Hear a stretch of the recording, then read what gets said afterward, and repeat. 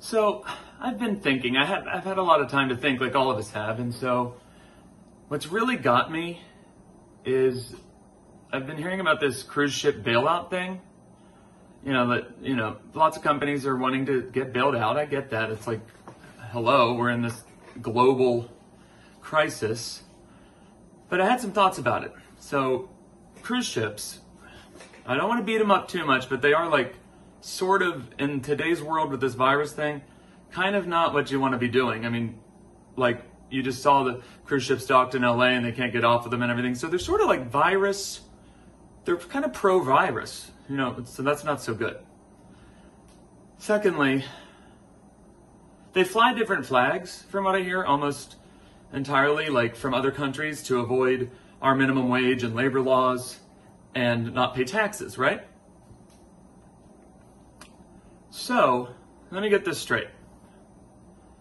You want to take this giant, moving, self-contained vessel that's basically a hotel on the water with self-contained stores and retail and restaurants and all this entertainment and everything and fun, and they dock in different places, and all these people work on it that aren't benefiting from labor laws or protection because they're not part of the United States in that regard. And then basically they get off in ports, they don't buy things because they already have stuff on the ship, and they just kind of go through and use infrastructure and then expect to be bailed out. I mean, furthermore, like I've been in hospitality for 25 years, off and on mostly, and it's an incredible workforce. I've met some of the most amazing, dynamic, hardworking people I've ever met in the industry. And here on land in the United States, and amazing cities like New York City, Washington, D.C., etc. The town I grew up in, Deep Creek Lake, has a sprawling tourism industry that gives almost 50% of their tax revenue comes from tourism, and the hospitality industry benefits from that.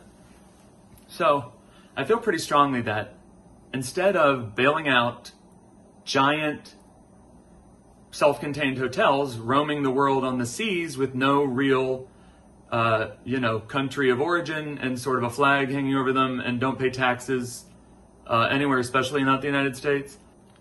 Royal Caribbean and Celebrity, and what a name, Celebrity? Okay. Anyway, all of you guys out there, Disney, all of you, Disney doesn't need a bailout, okay? Let's just go there. I'd say definitely don't bail them out and try to stick with the people here on land in America who just lost their jobs, including me. Try that. There's this thing called taxation, and you pay into like a big system. It's like a club membership, and you pay into it annually in this case. And then when a big global pandemic, crazy circus, holy shit thing happens, then you can maybe get a bailout.